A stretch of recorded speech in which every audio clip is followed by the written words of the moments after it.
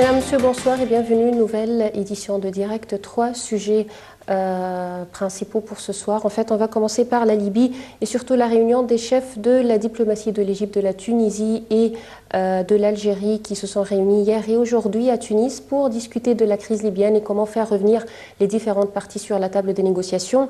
On va également parler de la prochaine réunion qui aura lieu jeudi prochain à Genève sur la crise, cette fois-ci syrienne, bien sûr les préparations et les discussions qui ont eu lieu pour également revenir tout le monde sur la table des négociations. Et on va revenir vers la fin de cette édition sur la dernière visite de Monsieur le Président Abdel Fattah el-Sisi au Kenya et ses discussions avec Monsieur le Président et également les accords et les déclarations des deux chefs d'État.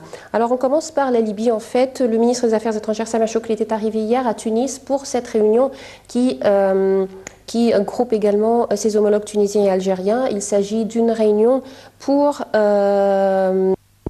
bien sûr des voisins de la Libye pour essayer de résoudre la crise libyenne ou mettre fin à la crise libyenne. Tout de suite, nous allons voir plus de détails concernant ces 2 jours de discussion et puis on revient pour plus d'explications et d'analyses avec notre invité pour ce soir.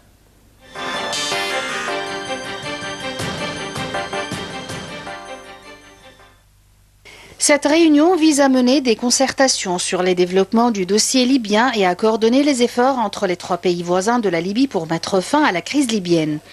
Les espoirs de reprise des négociations ont subi plusieurs revers cinglants. L'ONU et son nouveau secrétaire général Antonio Guterres avaient misé sur la personne du Palestinien Salam Fayyad pour remplacer l'émissaire de l'ONU en Libye, Morten Kobler. Mais cette volonté a été rapidement avortée par un veto des États-Unis. Afin de contourner ce blocage, l'Algérie et la Tunisie ont alors entamé des rencontres avec les principaux dirigeants des partis politiques et des milices en Libye. Rachid Ghannouchi, le chef du parti tunisien proche des frères musulmans, a ainsi multiplié les contacts ces dernières semaines avec les responsables conservateurs libyens pour qu'ils acceptent de s'asseoir à la même table que le maréchal Khalifa Haftar.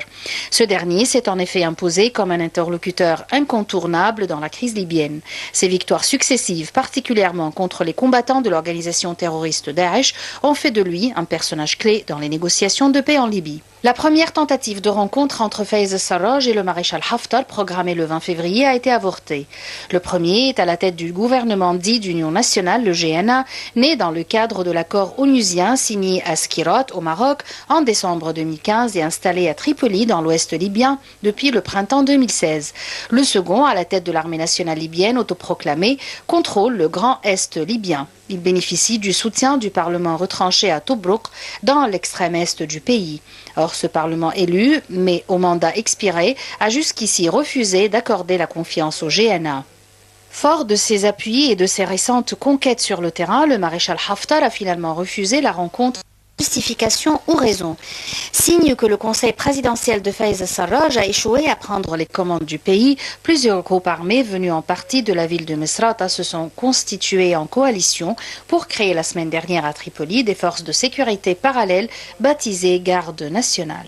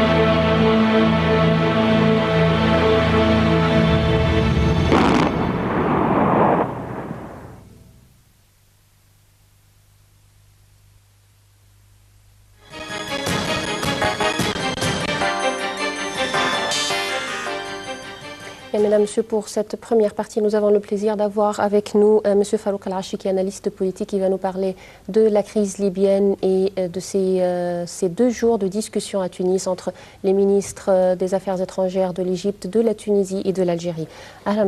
Vous êtes le bienvenu avec nous. Merci à vous.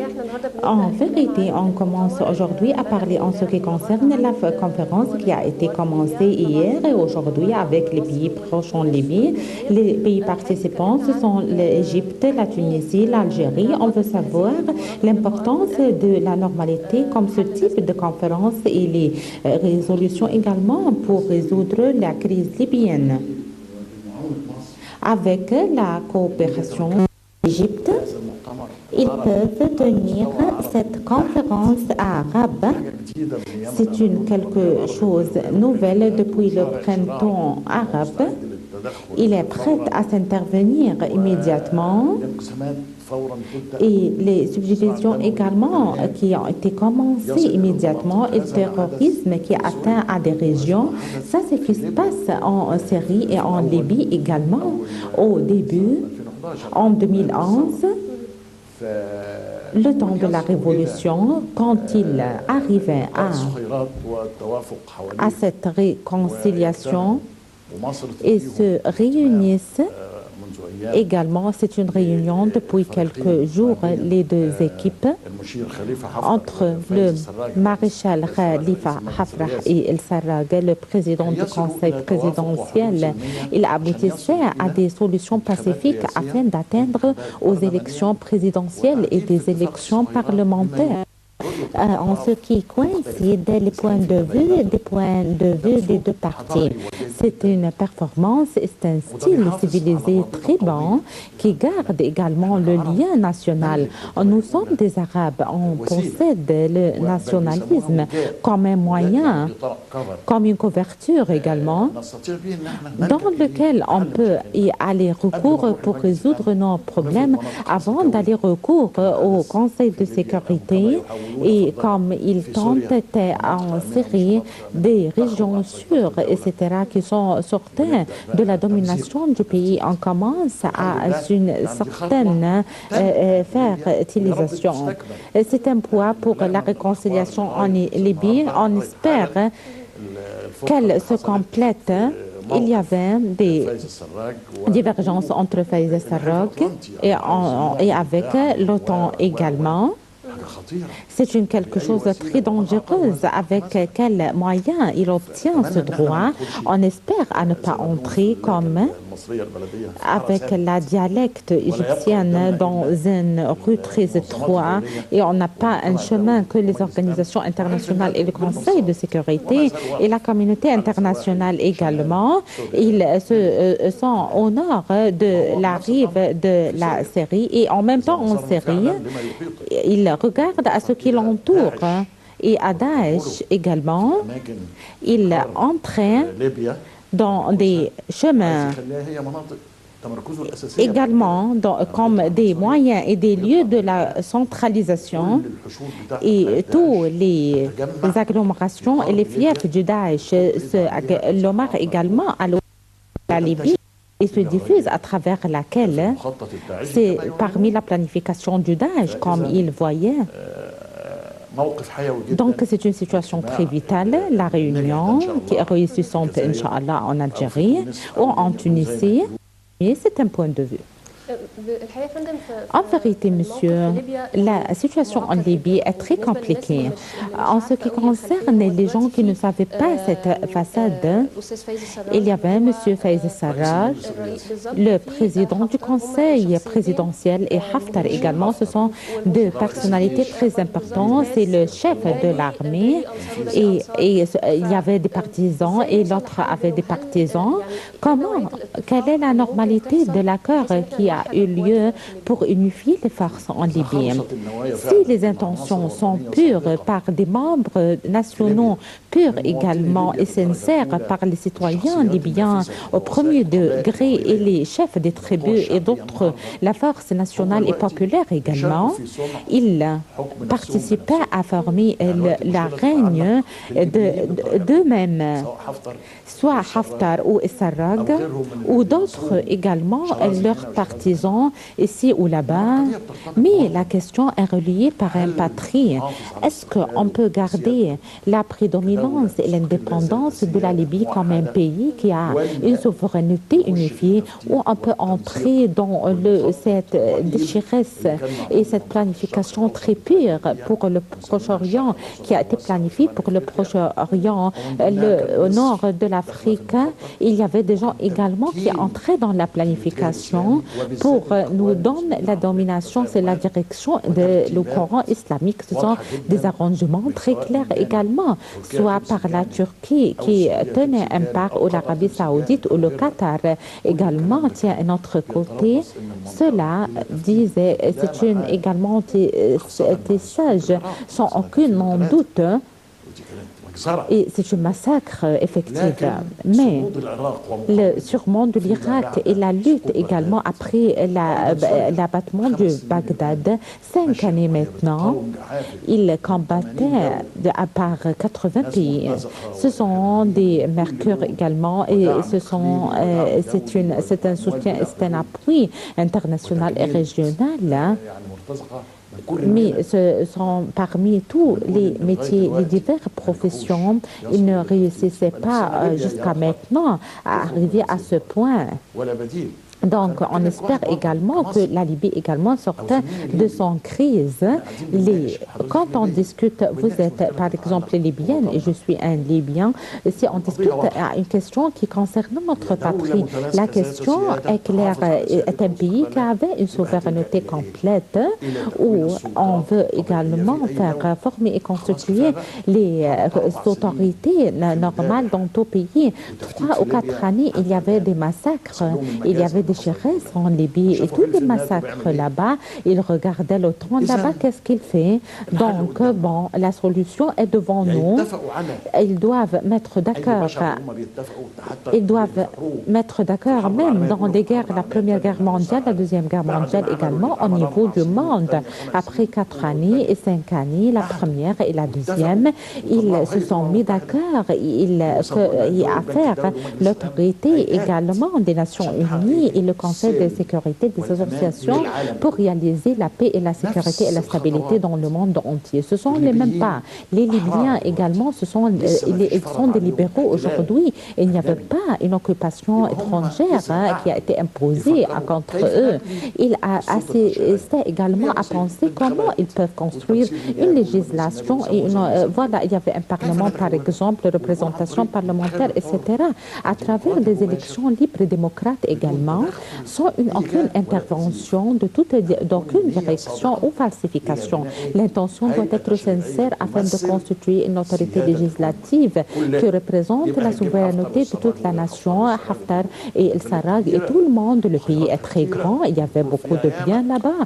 Donc, c'est un pays qui avait une souveraineté. Bon, il regardait après à une autorité exécutive, c'est le gouvernement. Dès qu'ils l'ont fait, et après que le NATO commence à frapper, à siéger Kadhafi également, etc., ils ont formé un gouvernement, quelques-uns parmi les frères musulmans, etc., parce qu'ils ont des relations avec eux. Il ne reste pas un seul jour, ils ont constitué un gouvernement qui peut gérer le pays un jour, un an et 2 années. Ils peuvent faire exécutive indépendante, c'est le gouvernement avec tous les ministères. Voilà, ça peut se faire. Je peux faire le problème de l'autorité exécutive se compose par quelques gouverneurs, etc. Et l'autorité exécutive et les ministères également et se préoccupent par aucune personnalité. Mais on doit avoir d'autres élections et un amendement et réforme gouvernementale comme qui se fait en Égypte. Ils ils ont changé 9 ministres. Bon, on va perdre la souveraineté si on ne faisait pas ça. On doit respecter nous-mêmes, on doit respecter un peuple. Et voilà, ce sont des précautions que je dois prendre en considération et je sentais que la sincérité des Libyens envers leur nationalisme et l'arabisme et envers l'islam également. Et ils ont également ils ont un lien très étroit envers eux-mêmes. Donc le programme islamique également appelle à la réconciliation, à la paix, à la sécurité et l'intérêt public et également est privé pour le citoyen. Il doit être et vivre sûr et certain en paix, en sécurité. Ils doivent se mettre d'accord sur quelques mots rédigés. La réconciliation, les temps, les postes, etc. La manière avec laquelle on peut faire tenir les élections parlementaires ou à travers les tribunes, etc. Ils peuvent changer après ça, mais ils doivent se mettre d'accord au début.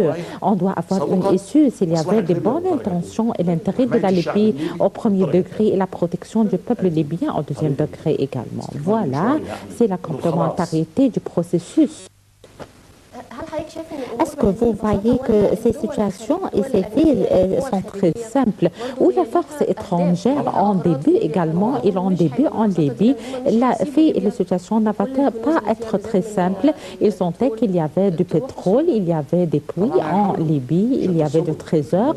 Oui, ils vont tenter avec les divers moyens. Il y avait des clients là-bas, il y avait le Daesh. C'est une formation américaine au premier degré. Ils ont commencé de qu'ils l'enlevaient parce qu'ils pensaient à faire retrait pour les forces américaines en 2013-2012.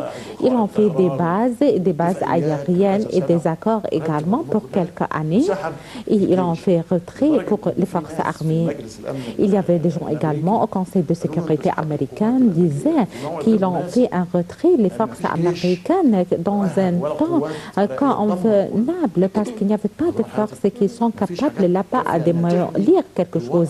Il n'y avait pas de forces protégeant le peuple et le patrie là-bas. C'est pourquoi il y avait effusion du sang et il y avait des massacres là-bas en Libye et il avait commencé comme Clinton avait dit.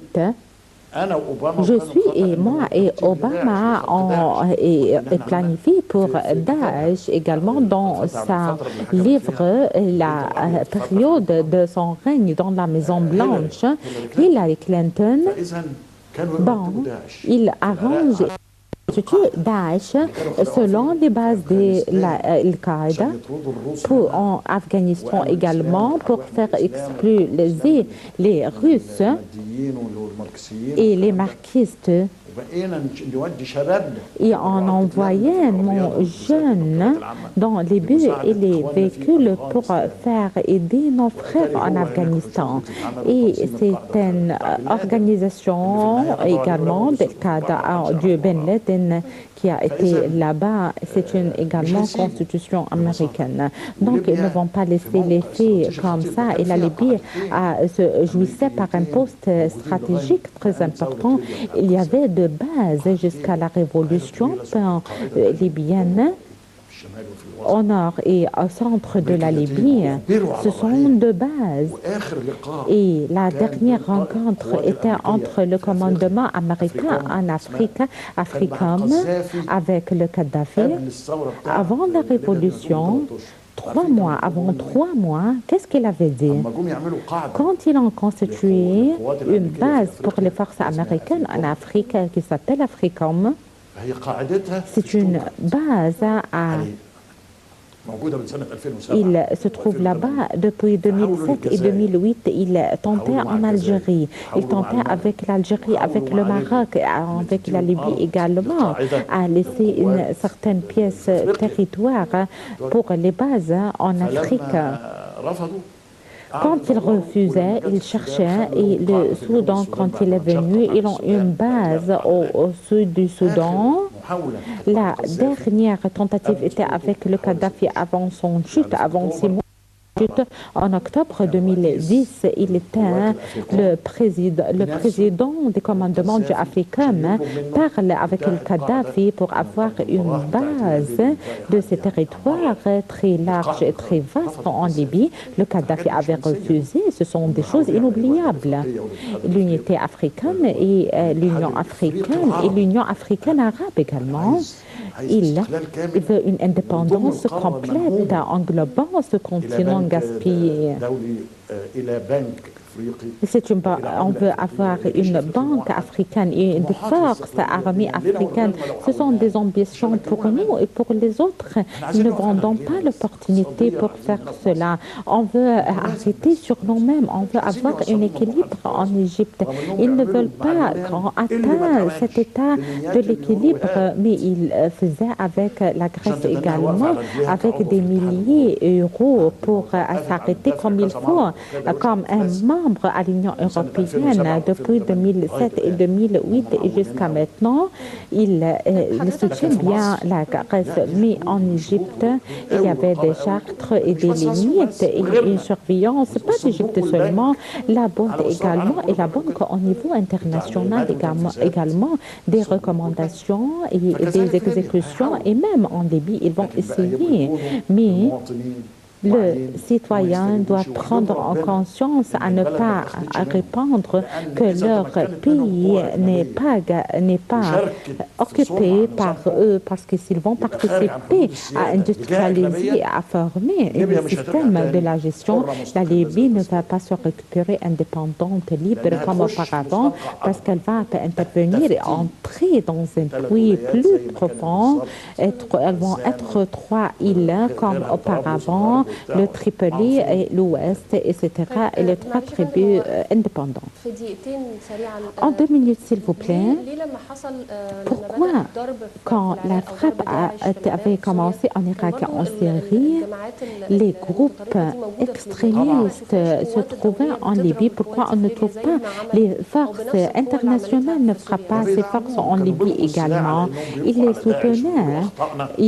On dit qu'ils l'ont trompé.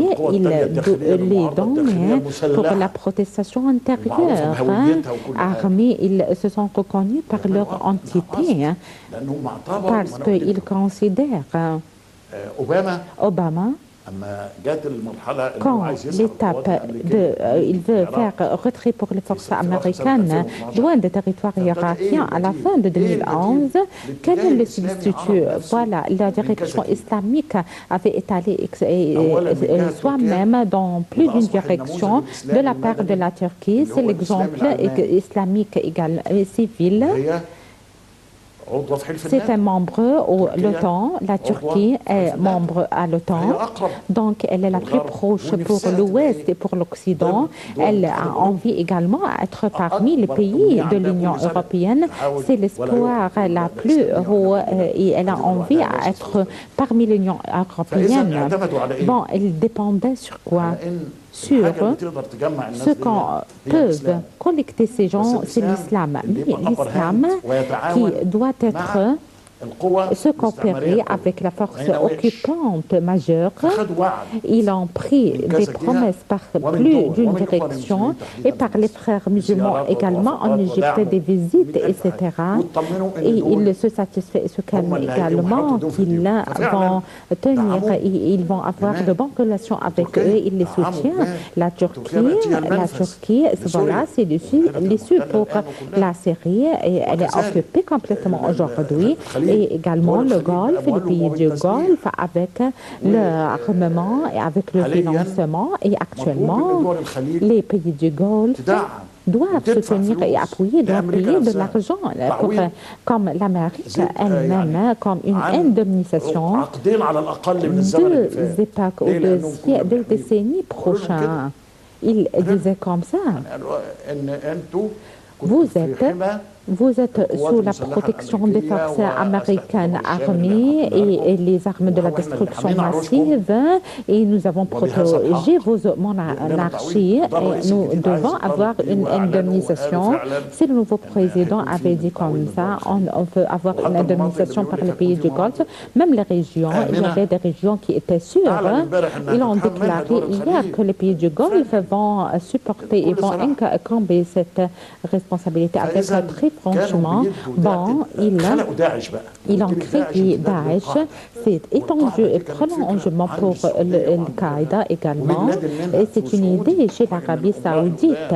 Et Ben Laden, il est également parmi eux, il était l'atome pour faire constituer Al-Qaïda également, comme il est dit au printemps arabe, il veut faire que nos ennemis nous touchent. Donc les armes et l'argent et le financement étaient pour Daesh jusqu'à ce qu'il arrête et se met debout. C'est la terre également entre la Syrie et l'Irak. Et c'est la terre où c'est la région la plus faible. On espère qu'ils n'entrent pas au milieu et au centre de notre continent. Ils vont être devant nous, nos ennemis, et ils vont persister à cela. On vous remercie infiniment. Monsieur Farouk El-Ashri, analyste politique, on vous remercie infiniment. Bien, c'était, mesdames, messieurs, la première partie consacrée à la crise libyenne. En fait, on va passer tout de suite à la crise syrienne cette fois-ci. Les partis en conflit en Syrie se retrouvent cette semaine, jeudi prochain, pour plancher sur une solution politique. Un accord semble encore loin, en fait. Après 9 mois d'interruption, les pourparlers de paix doivent reprendre officiellement le 23 février à Genève. Le médiateur de l'ONU pour la Syrie, Staffan de Mistura, doit accueillir les premières délégations dès aujourd'hui et mener des discussions avant la réunion de jeudi prochain. Tout de suite, nous allons voir plus de détails concernant ces réunions dans le commentaire de Yara Choucha, puis on revient pour plus d'explications.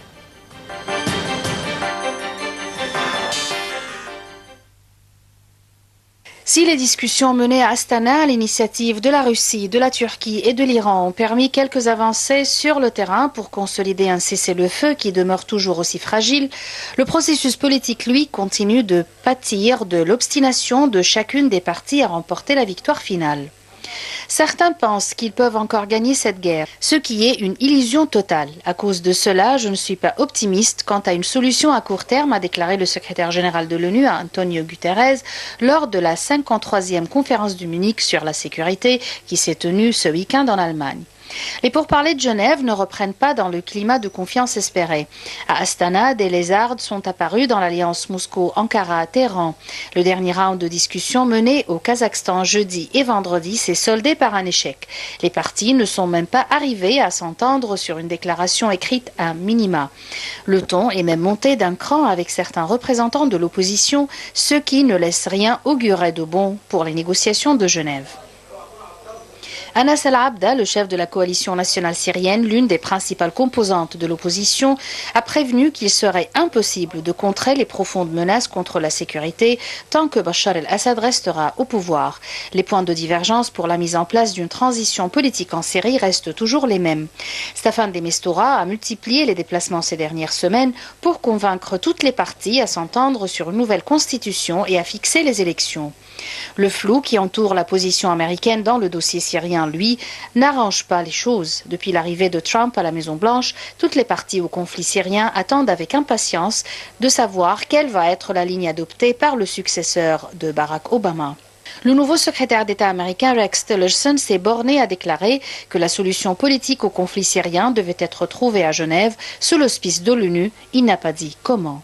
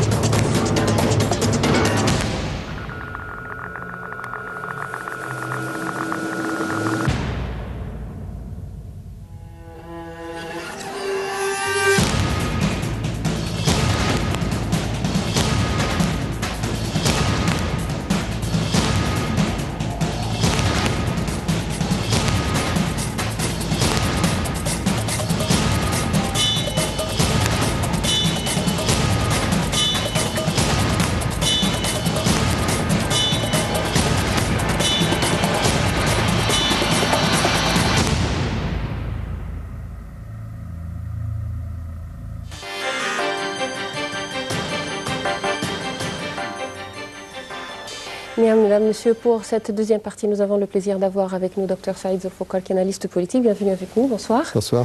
Alors, on va commencer tout de suite par la Syrie. En fait, la Syrie, c'est très compliqué, en fait, un dossier très compliqué.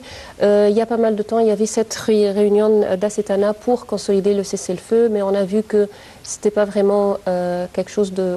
Ils n'ont pas réalisé grand-chose, puisque même aujourd'hui, il y a eu des tirs et des frappes en Syrie. Alors, les différentes parties doivent se réunir encore une fois à Genève, cette fois-ci pour essayer de trouver une solution plus réelle, plus concrète à la crise syrienne. Alors comment vous trouvez la situation jusqu'à présent?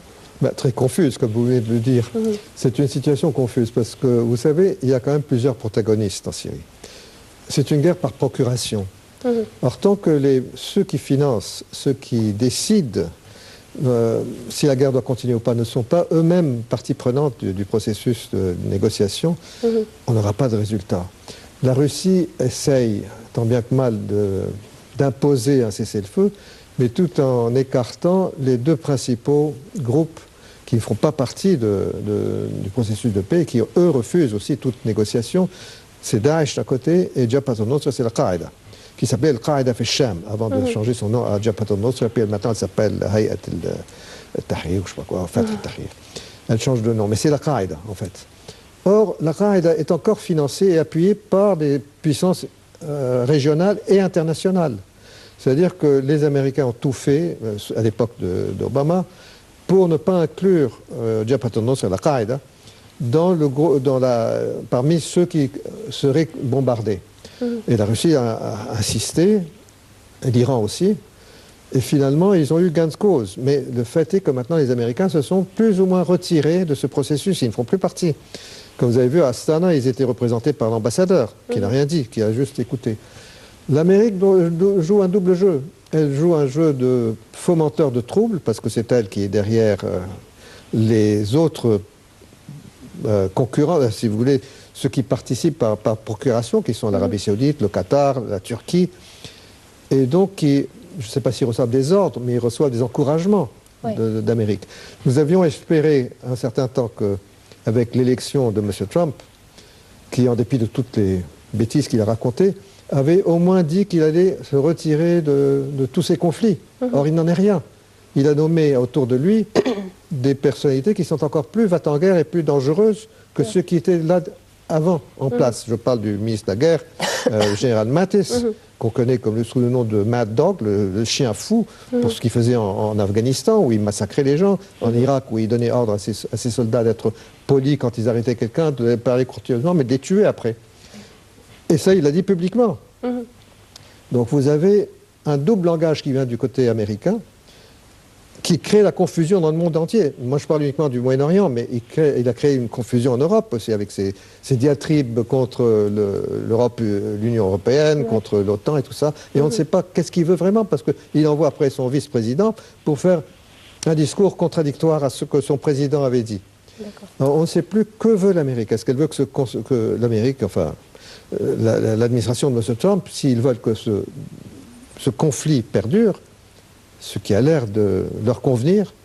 Pareil en Libye, je n'étais pas là pour la Libye, mais pour la Libye, c'est également les Américains qui empêchent le pouvoir qui est en place, parce qu'il y a 3 gouvernements, dont 2 sont à Tripoli et un à Tobrouk, d'accepter les termes de l'accord de Srerat. Donc, on ne sait pas, tant que ceux qui sont les vrais protagonistes, la guerre de Syrie, ce n'est pas les Syriens, c'est la région qui participe, mais c'est surtout les financiers de l'extérieur. Ouais. Mais apparemment, comme vous venez de dire, même l'ONU, c'est-à-dire le représentant de l'ONU, M. de Mistura, quand il a eu des questions, on lui a posé la question sur la position des États-Unis, il a parlé qu'il ne sait pas. Il a dit « où sont-ils ?» Je ne peux pas le dire car je n'en sais rien. Apparemment, il a raison, c'est ce que je viens de dire. C'est une position floue, même pour les gens qui font partie de ce conflit. L'Amérique, pour l'instant, n'a pas de politique.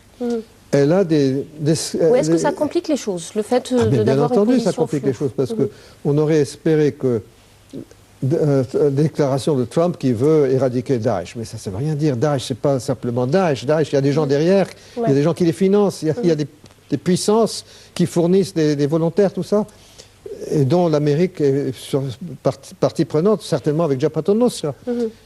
Israël également, quand vous pensez qu'Israël aide Jabhat al-Nusra sur le front du Golan, le front sud, où il y a une petite partie est occupée par Jabhat al-Nusra, la frontière, et elle reçoit de l'aide, que ce soit militaire ou logistique ou alimentaire, d'Israël. Et quand il y a des blessés, on les envoie en Israël, dans les hôpitaux israéliens. Ça, c'est la Qaïda. Donc Israël ne fait rien sans que l'Amérique ne soit au courant, et même participe avec eux. Donc la Qaïda, qu'ils ont utilisée en Afghanistan contre l'Union soviétique, puis pendant un certain temps est devenue leur ennemi, est redevenue leur ami. Or les Russes et les Syriens et les Iraniens insistent que Jabhat al-Nusra fasse partie du groupe qui serait écarté du processus de négociation, ce que l'Amérique n'a pas accepté. D'où le fait que le conflit va continuer et que nous sommes dans une confusion, parce que Trump avait fait une déclaration avant d'être élu, qu'il voulait se retirer de tout ça et arrêter le terrorisme et tout ça. Mais c'est juste des slogans.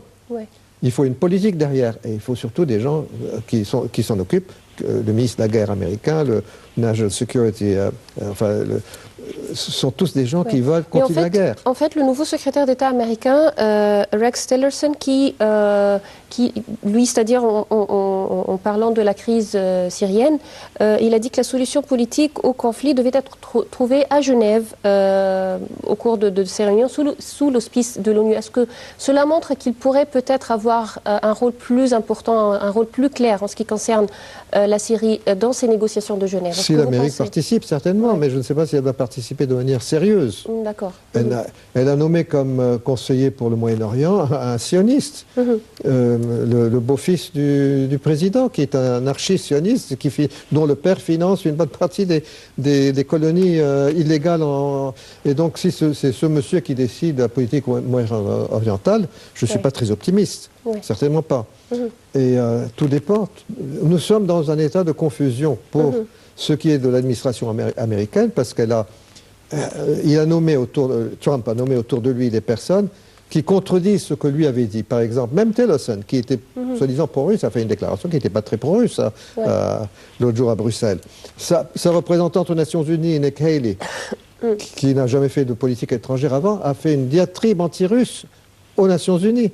Alors que Trump, dans ses déclarations électorales, avant d'être élu, avait dit qu'il y aurait une coopération avec la Russie pour détruire le Alors on ne peut terrorisme. même pas dire s'il y a un rapprochement ou non entre l'administration américaine et la Russie. C'est pas clair. C'est même ça. C'est pas clair du tout, parce que vous avez des lobbies extrêmement puissants qui ne veulent pas pas le rapprochement, principalement le lobby des armes, qui est le plus important avec le lobby juif, et les deux sont imbriqués l'un dans l'autre, puisque une bonne partie du software américain est fabriqué en Israël. Donc ce lobby veut des guerres, il veut des tensions pour fabriquer des armes qui vont vendre à tout le monde, effrayer les Saoudiens, surtout effrayer les Qataris, les gens du Golfe, leur dire que le méchant loup va les attaquer, alors que l'Iran n'a jamais menacé personne. Tout ça pour leur vendre des armes. Alors, M. Guterres, lui-même, le secrétaire général de l'ONU, quand il a parlé de ces discussions de Genève, lui, il a dit que, en fait, que certains pensent qu'ils peuvent encore gagner la guerre, mais c'est qui est une illusion totale. Et selon lui, il n'est pas trop optimiste à avoir une solution au cours de ces discussions, ou à court terme, selon lui. Est-ce que vous voyez que cela montre aussi que même avant de commencer, ces négociations sont vouées à l'échec? Écoutez, ces négociations ne sont pas pour l'instant vouées à l'échec tant qu'elles n'ont pas eu lieu. Mais je pense que l'Arabie saoudite, avec son nouvel amour avec Israël, veut que ces conflits durent. Parce que plus il y a de conflits, plus les pays nationaux, qui sont l'Irak, la Syrie, l'Égypte, la Libye, la plupart ont été détruits. L'Égypte est le seul qui a pu ne pas passer par être écrasé par... Maintenant, l'Arabie saoudite s'est jointe à Israël. On n'avait qu'à voir les deux ministres des Affaires étrangères qui ont parlé presque à l'unisson hier à Munich, où ils ont attaqué l'Iran d'une manière honteuse. Moi, je ne suis pas optimiste, non. L'Arabie saoudite veut que la guerre perdure. Elle va continuer à aider ces groupes qu'elle stipende en Syrie. Et la plupart des étrangers, par exemple, la plupart des volontaires sont des volontaires saoudiens. Ouais, mais quand on parle de faire rassembler ou faire grouper toutes les parties syriennes sur la table de négociation, de quelle partie on parle? Est-ce que le régime, l'opposition, est-ce que les groupes extrémistes font partie de ces négociations? De qui on parle exactement? Oui, il y a des extrémistes, mais il y a pas, tous les extrémistes qui ne font pas partie de Daesh et de Jabhat al-Nusra, qui ne font pas partie. Tous les autres, mais qui sont également extrémistes, parce que beaucoup changent de nom et ils participent dans des batailles avec Jabhat al-Nusra. Par exemple, dans la bataille d'Alep, vous n'avez pas seulement Jabhat al-Nusra, vous avez plein d'autres. Il y avait Hacham, il y avait Faylaq al-Rahman, ils avaient toutes sortes d'autres groupes qui sont idéologiquement pareils, mais qui reçoivent de l'argent de sources différentes, mais qui ont la même idéologie. Donc, certains ont été à Astana, par exemple, Jaish al-Islam, qui est entièrement financé par l'Arabie Saoudite et par la Turquie, était présente à Astana, en Kazakhstan, et a participé, et elle a décidé, bien qu'il y ait eu une scission dans ses rangs, mais elle a décidé de participer aux négociations et de ne plus avoir affaire avec Jabhat al-Nusra et de se retirer. Mais le problème, c'est que les autres groupes, tous ces autres petits groupes, il y a des centaines de groupes, il y en a peut-être 300, mais ceux qui sont importants comme Ahrar al-Sham, le Jaish al-Turkestan et tous ces gens-là sont partis liés avec Jabhat al-Nusra. Ils reçoivent des armes, ils reçoivent de l'aide, ils font partie. Et ils sont financés par la Turquie, pas financés, des armes viennent de Turquie et financées par l'Arabie Saoudite, le Qatar. Est-ce que le régime et l'opposition, la vraie opposition, acceptent de se mettre à table avec ces groupes extrémistes, ou ils n'ont pas le choix? Non, la position politique n'a pas de choix. L'opposition politique est faite de gens qui sont allés en exil, et certains qui sont à Damas, sont des gens de bonne volonté, si vous voulez, mais qui ne maîtrisent pas. Alors, qui choisit les gens qui viennent c'est l'Arabie Saoudite, le Qatar, l'Amérique, ces gens-là. Alors, c'est ceux qui financent qui choisissent. Non, je parle des négociations. Pour les négociations de Genève, par exemple, pourquoi l'ONU accepte de faire venir ces groupes extrémistes Non, à Genève, c'est surtout politique. À Astana, c'était pour avoir un cessez-le-feu. Mais à Astana, avec les parrains, par exemple, comme la Turquie ou l'Iran, parce que la Turquie, à ce moment-là, était avec les Russes. Maintenant, ils sont en train de changer. Ils ont l'air d'être en train de changer leur... Non, mais je parle des négociations sous les auspices de l'ONU, cette fois-ci. Est-ce qu'on va accepter ces groupes terroristes, ces groupes extrémistes de participer? Je pense que c'est surtout les politiques qui vont venir. Vous avez le groupe du Caire, le groupe de Riyad. Le groupe du Caire, et bien sûr, ce sont des opposants qui sont tout à fait respectables. Ceux de Riyad sont principalement des frères musulmans. ou disons, acolytes des frères musulmans. Tout dépend de cela, en fait. Parce que ceux du Caire ou ceux de Moscou, ce qu'on appelle l'opposition de Moscou, l'opposition du Caire, sont des gens qui veulent la paix. Alors, contrairement aux frères musulmans, qui sont, eux, payés par l'Arabie Saoudite. Oui, mais par exemple, Anas al-Abda, qui est chef de la coalition nationale syrienne, oui, une partie de l'opposition, il parle toujours il répète toujours que ce ne serait pas possible de parvenir à une solution tant que Bachar el-Assad est au pouvoir. Alors, même en arrivant à la table des négociations, il y a toujours des divergences, même avant de commencer les négociations. Oui, mais vous savez, les pays, que ce soit l'Amérique ou même, je crois, même la Turquie, a déclaré que Bachar el-Assad n'est plus un obstacle, il peut rester jusqu'à la fin de son... Il a été élu jusqu'en, je ne me rappelle plus, il lui reste 2-3 ans encore. Ils n'ont pas insisté à son départ. Donc, l'opposition peut dire ce qu'elle veut. Ce n'est pas eux qui décident, en fin de compte. C'est les patrons internationaux, comme en Libye. Ce n'est pas les Libyens qui décident, malheureusement. Et les Palestiniens, c'est pareil. Oui. Alors, vous voyez que avec ce changement de président aux États-Unis, avec tout ce qui se passe partout dans le monde, est-ce que cette fois-ci, on va essayer de trouver vraiment une solution au conflit syrien? Je parle des négociations de Genève, ou on va continuer, ce sera toujours un conflit entre les différents protagonistes? Oui, ça sera, malheureusement, je ne suis pas très optimiste pour l'instant. Je ne suis pas tellement optimiste. D'autant plus que la Turquie joue un double jeu dans cette histoire. Elle a fait un discours hier, je ne me rappelle plus, c'était à Munich, à Munich, je crois, qui aussi était très anti-iranien, alors qu'ils sont avec l'Iran en train de résoudre le problème syrien avec l'Iran et la Russie. Et ils ont fait le ministre des Affaires étrangères, Çavuşoğlu, a fait un discours très anti-iranien. Ce qui est une confusion totale dans le monde, qui est grâce à l'élection de M. Trump. qui cause de la confusion et qui encourage aux autres d'être confus comme lui. Mais entre-temps, est-ce que vous voyez que, ou vous pensez que les frappes contre les groupes terroristes vont continuer, ou on n'en entend plus qu'il y a des frappes? Non, il y a des frappes, il y a des batailles. Il y a des batailles tous les jours. Dans les batailles du régime contre ces groupes, mais je parle de frappes internationales, c'est-à-dire de forces étrangères. La Russie participe. L'Amérique dit que de temps en temps elle le fait, la Turquie aussi, mais la Turquie, son but, c'est pas d'éradiquer Daesh, c'est d'empêcher les Kurdes de s'unir, d'avoir un territoire uni. Exactement, ça, c'est son but. Alors, elle a utilisé l'histoire de Daesh pour se blanchir la conscience, mais en fait, elle s'en fiche complètement. Daesh venait de Turquie, tous les volontaires passent par la Turquie et tout l'armement vient de Turquie. Alors, c'est pas sérieux.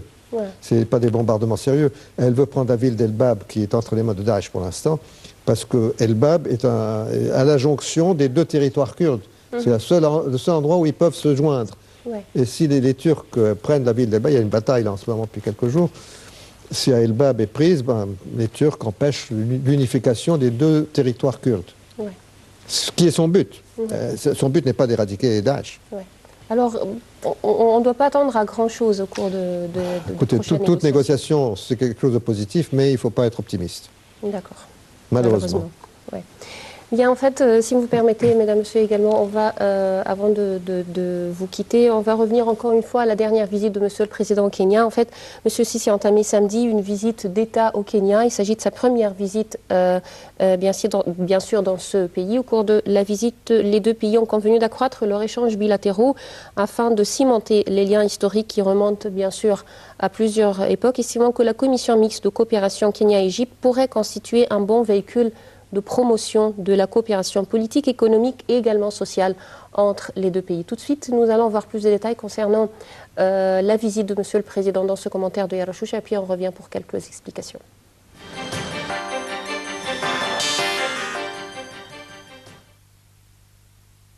Le président égyptien Abdel Fattah el-Sisi, arrivé samedi matin pour sa première visite d'État, a déclaré que l'Égypte souhaitait intensifier ses échanges avec le Kenya, affirmant que c'était un élément clé pour renforcer les liens historiques entre les deux pays.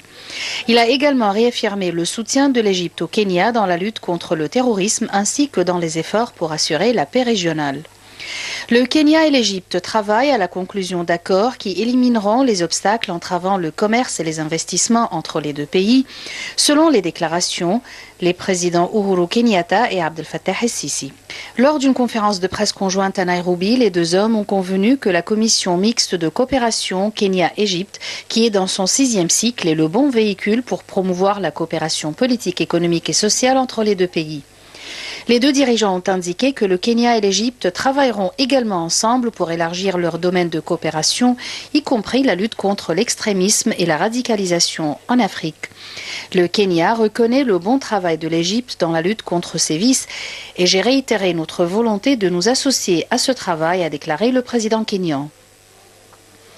En matière de commerce, il ne suffit pas de signer des accords, nous devons veiller à ce qu'ils soient pleinement mis en œuvre dans l'intérêt mutuel des populations de nos deux peuples, a indiqué M. Kenyatta. Il a insisté dans ce sens sur la nécessité pour les deux pays de mettre en œuvre les accords qu'ils ont signés dans le passé et de mener à bonne fin d'autres visant notamment à éviter la double imposition et à promouvoir et protéger les investissements.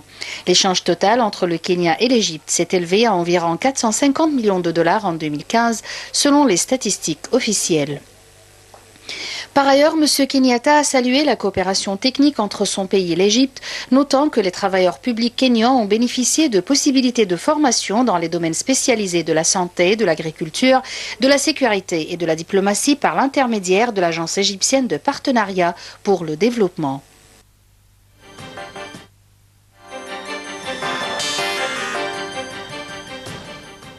Bien, en fait, docteur Saïd, ce dernier temps, on voit que Monsieur le Président multiplie les visites dans différents États d'Afrique et cela montre l'importance qu'accorde l'Égypte ces jours-ci à l'Afrique et aux pays africains et à la coopération, bien sûr, avec l'Afrique. C'est tout à fait louable, parce que vous savez, sous le régime Moubarak, l'Afrique a été complètement oubliée pendant plus de 20 ans. Depuis l'attentat contre lui à Addis Abeba, il s'est complètement désintéressé. Ceux qui étaient vraiment fâcheux et contradictoire aux intérêts du pays. Nous faisons partie de l'Afrique. Le président Nasser, à l'époque, l'avait compris, il avait dit et d'ailleurs, tous les mouvements de libération nationale africains avaient leur siège au Caire. Nous étions devenus presque les champions de l'Afrique à cette époque-là. Ça a été repris par Kadhafi par la suite, et Kadhafi a été détruit justement parce qu'il était devenu le champion de l'Afrique pour ces raisons-là. Pas seulement pour son pétrole, mais pour le fait qu'il allait rendre l'Afrique indépendante financièrement en créant une banque nationale africaine avec le dinar en or. L'Égypte devrait être à l'avant-garde de l'Afrique aussi, et c'est tout à fait louable que le président renoue des relations et crée des amitiés avec ces populations. Nous avons besoin surtout pour notre eau. Ça va être le pays le plus important pour l'Égypte. C'est sa géographie, c'est l'Éthiopie et le Soudan. Nous vivons en Égypte parce que nous avons de l'eau. Ouais. Autrement, on serait comme la Libye, qui n'a pas d'eau, mais qui a du pétrole. Nous n'avons pas suffisamment de pétrole. Donc, notre vie, c'est le Nil. Et le Nil vient du centre de l'Afrique. Donc il faudrait qu'on ait des relations très, très fortes et amicales avec ces pays-là, les pays surtout de cette région. Du bassin du Nil. Donc nous devrions être beaucoup plus impliqués pour résoudre les crises entre l'Éthiopie et l'Érythrée, et surtout en Somalie. Il faudrait mettre fin à ce chaos et cette anarchie totale en Somalie qui a été créée par l'invasion américaine. Oui. On oublie toujours que le découpement du monde arabe et du monde musulman a commencé avec la Somalie, qui a été envahie par l'Amérique sans raison, sans aucune raison. Ça a commencé là-bas et ça perdure jusqu'à présent. La Libye est devenue une deuxième Somalie, où il y a 3 gouvernements. Alors qu'en Somalie aussi, vous avez 3 ou 4 gouvernements. Vous avez la région de Berbera, vous avez la région de Punt, avec des gouvernements différents. Ouais. Et personne ne gouverne rien. Alors l'Égypte devrait être beaucoup plus impliquée, je pense, en Somalie pour essayer de résoudre le problème. Essayer vous savez qu'entre l'Éthiopie et l'Érythrée, ils ont de graves problèmes politiques entre eux et de frontières. Il faudrait que l'Égypte agissent comme médiateurs. Oui. À l'époque de Boutros-Ghali, il avait essayé, mais il n'est plus. Mais il avait concentré la politique étrangère d'Égypte vers l'Afrique. Et ça a été complètement oublié depuis près de 30 ans maintenant. Docteur Saïd Zofroj, je vous remercie infiniment. C'est toujours un plaisir de vous recevoir. Merci beaucoup. Merci. Je vous remercie également, mesdames, messieurs. C'était tout pour cette édition de Direct. Rendez-vous demain, une nouvelle édition. Bonne soirée à tous.